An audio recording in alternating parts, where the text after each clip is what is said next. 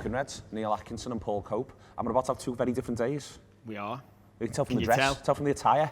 I'm off to Haydock Races, so hence this razzmatazz.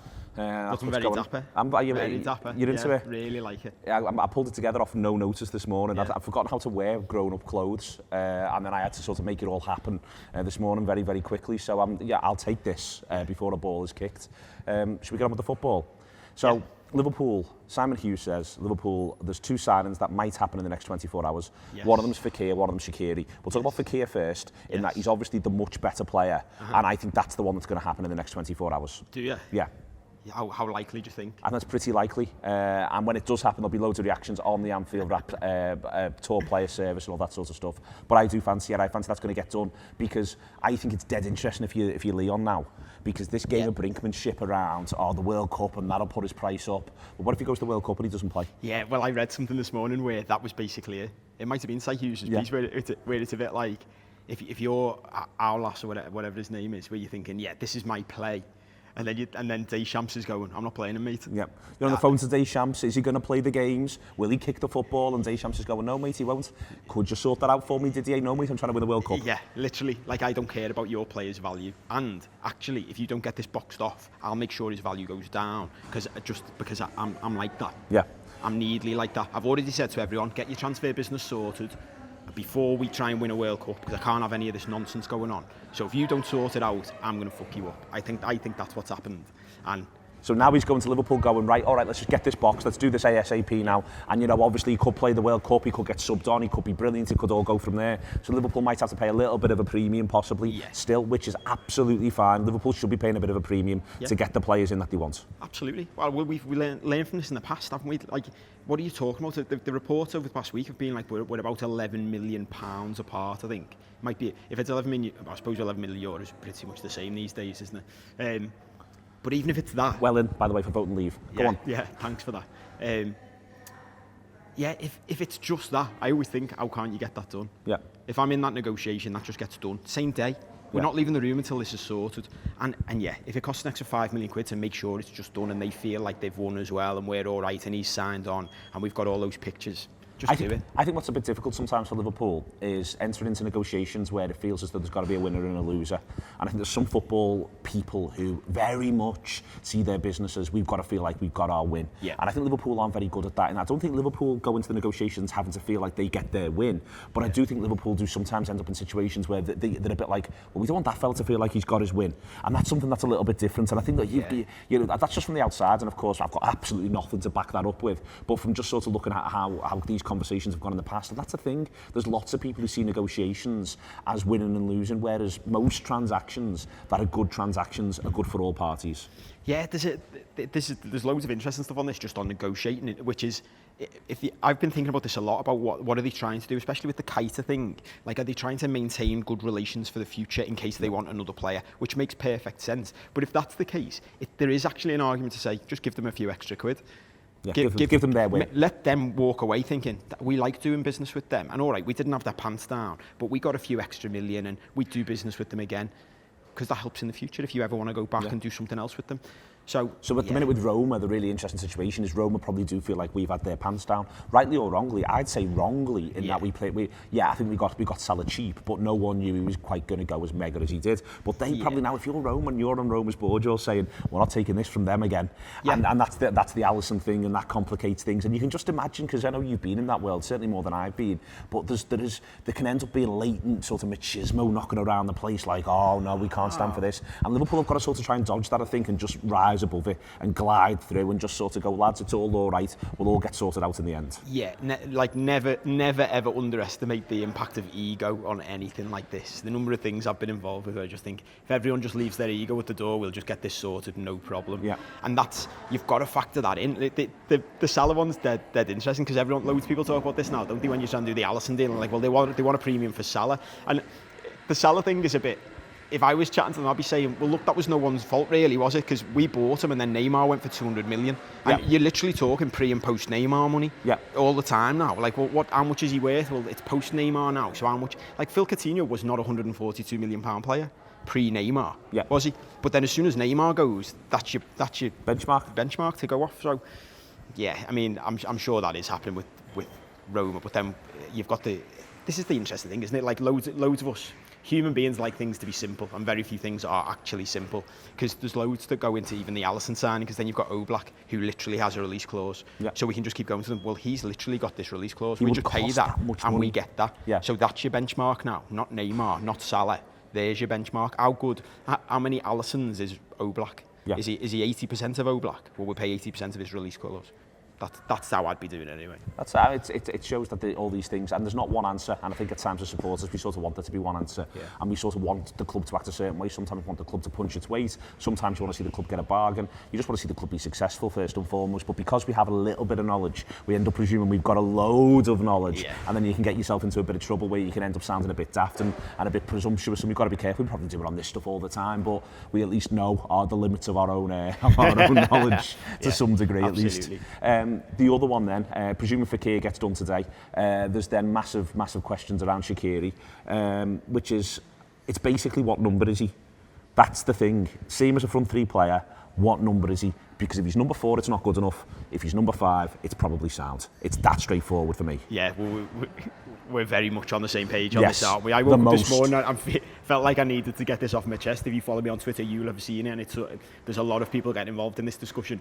For everyone out there I don't really get this. There seems to be a lot of Liverpool fans all of a sudden convincing themselves that Shaqiri's boss, and that's not true. just so that you all know, he can't run very much, and I think he's a bit overweight for a professional footballer. Not in the grand scheme of things. I think if you saw him walking down the street, you'd probably think he's trim, got a bit of muscle on him. For a professional footballer, he's carrying a bit. We were saying before, when he came to Anfield, he literally was struggling to run after about 20 or 30 minutes. We did a transfer show yesterday where his name got mentioned as a possibility before we started, and we laughed it off, saying this lad could do 10 minutes in a Klopp side. It'd take you a year to get him fully fit. And then I go to bed last night and it's literally, we are actually probably going to buy him. Well, we left that show and Adam Melia messaged me saying, Paul Joyce is reporting me, so it's a real thing, this. And we're on the same page. I'm absolutely fine with Shaqiri as a lad who plays in League Cup games, comes on for 15-minute appearances and bags a hat-trick from 30 yards. That's his role. That's what he does in the world. Yeah. He's a match-of-the-day player. So as long as he's doing match-of-the-day roles, which is a few minutes at a time. Yeah, 10 league starts because he's covering someone somewhere. Yeah. The key thing is, though, is you can buy Shaqiri. You need to buy a player who rivals that front three, or at least is in the ballpark of rivaling that front three, can either improve as a younger player to get to that level, or is around that level now. And then people will say, oh, well, that sort of player I want a guarantee of a start. It's not like it used to be, where it's not like Tottenham's problem is it's Kane versus Llorente or whoever else they buy, and Kane always wins that. Our thing is it's 3 from 4, and I don't think this is complicated. One will always have an injury, one will always need a rest. You've got Champions League games. The fact of the matter is that if you get 4 and you're picking a regular 3 from them, that's 45 starts each. That's literally how that works, plus appearances from the bench, and that doesn't allow for the fact that Mane gets suspended, or that Firmino gets a bad knock and he's out for a month and a half. That all that knock-on effect there, it's got to be, there's another one who competes with them. It's got to be that. Yeah, I feel like I bang on about this all the time, but it's not getting through to a lot of people, so I'm going to keep banging on about it. This is I don't know whether it's other football clubs as well. It's very much a Liverpool Football Club supporter, like illness, that we always go, well, how does he get in the first 11? Yeah. Stop thinking about the first 11. Look at what happened in the Champions League final. That's what we're aiming for. Yeah. We're aiming to have a lad on the bench who can come on and score an overhead kick to win you a game in a Champions League final, not just in the League Cup, not just knocking around the place. A lad who is as good as Salah, Firmino and Mane. That's the way it's got to be. That's the only way you win the league. Man City got 100 points and they're going to get better. They're not sitting around going, but if we buy someone brilliant, if we get Mahrez, who doesn't play? If you buy Mahrez, you can't spend 90 million on Mahrez because then you're not playing one of Sterling and Sané. You can't do that. Or you might not be playing one of Aguero and he's also. You can't buy another centre forward. How could you buy another centre forward? Because then Aguero doesn't matter. Yeah. It doesn't matter. You sort that out. You have the quality players, you have the strength and depth. I think Bale's better than Benzema. I think he's a better player than Benzema. But in the final, Zinedine Zidane gets the luxury of going with Benzema. He picks Ronaldo, who's been one of the best 2 players in the world, although he's a gulf away from Messi in the last 10 years. He's got all that sort of stuff. He picks between Benzema and Bale. And guess what? Benzema scores the opener, Bale gets the other 2. This is not complicated. Yeah.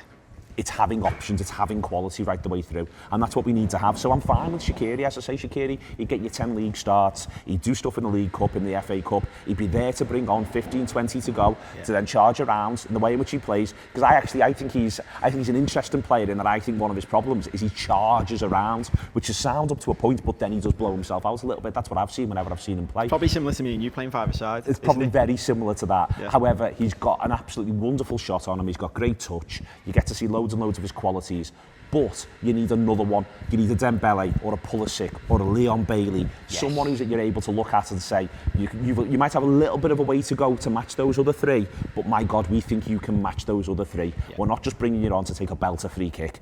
We're buying you because you're going to have a role for us. So yeah, Liverpool, obviously they'll get Fekir done today, but then you get yourself Shaqiri sorted out, and you go from there, and then you say, Sam, but we still need one more, and we shouldn't be settling. We should not settle. And it's weird saying as well, there's a number of people who've replied to me on Twitter, and I can't reply to everyone, so it's easier to do this. It's funny, isn't it? So there are literally people saying to me, yes, but if we buy Alisson and these lads we've already bought, there's no money left. Please don't get me started again, because I got in trouble after January when we had this conversation. Everyone's feeling positive, everyone's feeling great. We have got loads of money. We sold a player for £142 million, and then we got to the Champions League final. We'd already boxed Keita off from the previous year's spend. Yes. Last summer we were trying to buy, I don't know if you remember, we were trying to buy Salah, we bought him. Oxlade-Chamberlain, we bought him. Yeah. Who was the other lad we got? Mine's just suddenly gone blank. We definitely bought someone else. Robertson, we got him. We were trying to buy last summer Van Dijk and Keita. Yeah. We got Van Dijk in January, but we were trying to buy him last summer. Yeah. Keita, we got the deal done for. That's last summer. Yeah. This summer is a different kettle of fish. So yeah, we've already spent money on Fabinho, but there's other things that are knocking around. There's the Coutinho money to spend, the Champions League final money to spend, the Premier League money to spend, and yeah, you don't want to get into a situation where you're paying daft wages out, but we've also got some wages that we can clear off the books as well, and we all know who they are. I'm not going to get into a list of culling players, but there's some lads who can move on, and yeah, they might not move on for massive fees, but they'll create space on the wage bill. There are things that we can do. What we shouldn't do is just sort of shrug our shoulders and say, oh yeah, that'll be sound, that'll work. People might end up being really good players for Liverpool, but the fact of the matter is that Liverpool don't just need 16 really good players. They need 22 really good players, because we've got to be able to get to 90 points. Minimum. We're not winning that league next season with fewer than 90 points. Absolutely. We might not need the full 100, we might not need the ton, but we need to be able to get to 90 points, and listen, we all want to have another European tour. So we want to be able to do both things at once, and that's why you need 5 good players for the attack, 4 of whom are absolute belters, and then the other one can be a Shaqiri. We've been emphatic enough? I think that is very emphatic, isn't it? That is very emphatic indeed. I think we've made our point. I think we've made our point, I'd say forcefully. So listen, keep your eye on the Anfield wrap. Should the Fekir thing break today, we'll be all over it. That's how we work, this is how we roll. And listen, we'll all enjoy the idea of getting a Shaqiri goals compilation on. If that breaks as well in the next couple of days, we'll go from there. But then from there, when Liverpool buy their other belter, we'll be covering that with you as well. Loads and loads of special stuff, speaking to people who watch these players on a regular basis. We're all over all of that sort of stuff. Yesterday there was a gutter show. Today there's one of our transfer committee shows, the one that Paul did will be out on Saturday. There was one that was done last weekend, that's coming out today. Loads and loads of fun in that. There's a great coach home where we've spoken to supporters of Chelsea. Good Lord, they could be in a bit of bother.